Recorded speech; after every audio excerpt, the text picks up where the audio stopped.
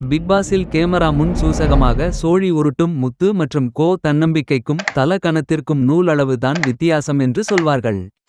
இது முத்துக்குமரன் மற்றும் அவருடைய கூட்டணிகளுக்கு சரியாக பொருந்திவிடும் போல. பிக் பாஸ் 8வது சீசன் இன்னும் 1-2 வாரங்களில் முடிவடைய இருக்கிறது. வழக்கம் போல டைட்டில் வின்னர் யாராக இருப்பார் என்று ஓரளவுக்கு கணிக்க முடிகிறது.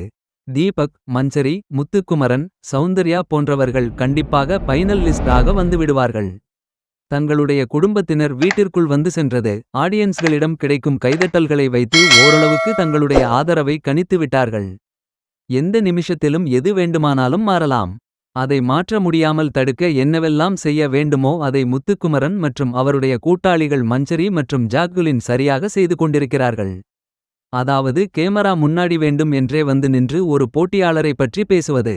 அவர் இதற்கு முன்பு வீட்டிற்குள் என்னவெல்லாம் தவறு செய்தாரோ அதை சுட்டிக்காட்டுவது என்று இயல்பாக பேசுவது போல் ஒரு நாடகம் நடிக்கிறார்கள். வீட்டை சுற்றி கேமரா இருக்கிறது என்று தெரிந்து கேமரா முன்னாலேயே சரியாக வந்து நின்று தங்களுக்குள் ரகசியம் பேசுவது போல் பண்ணுவதெல்லாம் பார்க்க சகிக்கவில்லை.